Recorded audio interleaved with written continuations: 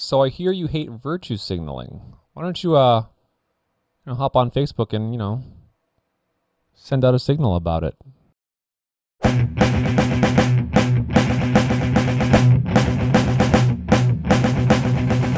So we hear this complaint a lot. People who complain about virtue signaling. What exactly is virtue signaling? Well, I am not a semanticist. I don't study language, but I can tell you what the phenomenon seems to be as people understand it. Roughly, the idea is something like this. A virtue signal is when you say something that you expect will be appreciated by whatever group you're trying to impress or whatever group you're trying to ingratiate yourself into.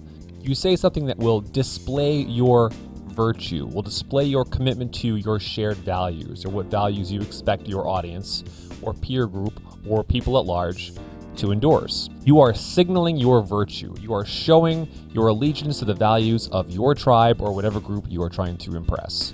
That's roughly what virtue signaling is. Why is it looked down on? Well, I think a lot of people think that it's insincere. Accusing someone of virtue signaling is a way of basically saying they don't really believe what they believe. They're not saying it because they think it's true.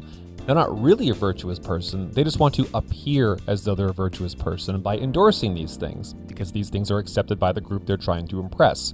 So it's an accusation of insincerity. And also, I think it is a critique of that person's character. Now, there is kind of a fallacy in the neighborhood here. Even if someone has these sorts of motives in endorsing something or expressing some opinion, it doesn't mean that their opinion is false. That would be to commit a fallacy, right? That would be a genetic fallacy. The truth about something could be propounded by someone who completely insincerely propounds that truth, someone who doesn't agree with it. So we do have to be careful here. But I'm not concerned with the fallacy that often is associated with accusing someone of virtue signaling. I want to point out the frequent hypocrisy of people who accuse others of virtue signaling. I think there are two kinds of hypocrisy associated with accusations of virtue signaling, even when those accusations are true, because I do think people sometimes virtue signal. Whether that's the only reason they're saying what they say or whether it is at least a reason why people are saying what they say in those particular contexts, I think virtue signaling is a human thing. We do it. It's sometimes the fault. Sometimes it's a way of rallying people to our cause. But many people who make this accusation, I think, are guilty of hypocrisy on at least two levels. The first level of hypocrisy I want to talk about is nicely expressed by this meme, which I'm going to put on the screen right here. It cracked me up when I saw it. Wow, I can't believe anyone would be stupid enough to just uncritically follow a belief system I disagree with. Luckily, I'm an intelligent, virtuous free thinker, so I uncritically follow the prevailing belief system in my social sphere instead.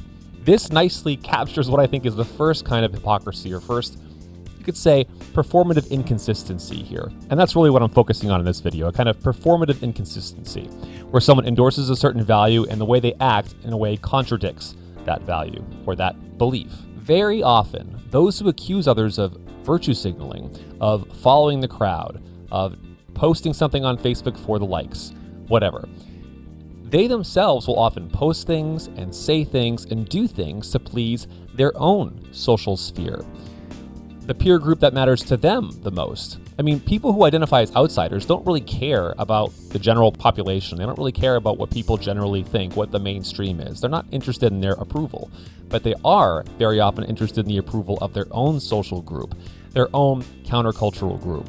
And it's very possible, and I've seen it happen, and I think it often does happen, that those who rail against virtue signaling, who talk about being anti-politically correct and saying things that will upset people, will often say things and do things and believe things to please their own social sphere, the one that matters to them more. And in some sense, that's kind of true. They may be going against the mainstream, the majority, but they're not going against the social group that matters most to them.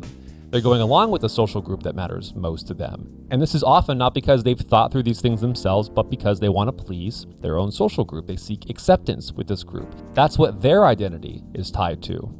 And we're all susceptible to this, right? We all have a certain identity. We identify with certain groups, and we want to please that group. We want to fit in. We want to be accepted. And that impulse doesn't just apply to those who agree with the mainstream. It also applies to those who belong to countercultures, those who belong to other social groups.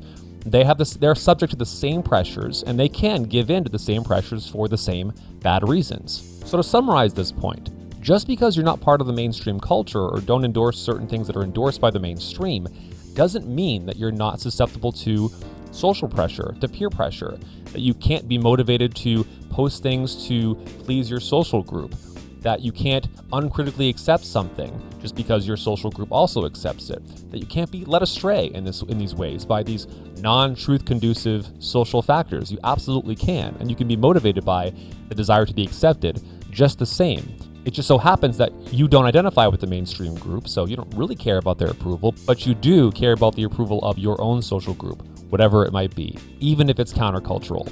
And the second, and I think funnier performative contradiction I want to point out here is that complaining about virtue signaling, railing against it, is itself a form of virtue signaling. This is very similar, I think, to pointing out people who are hypocritical, and I gotta be careful about this myself because I think I can also be hypocritical.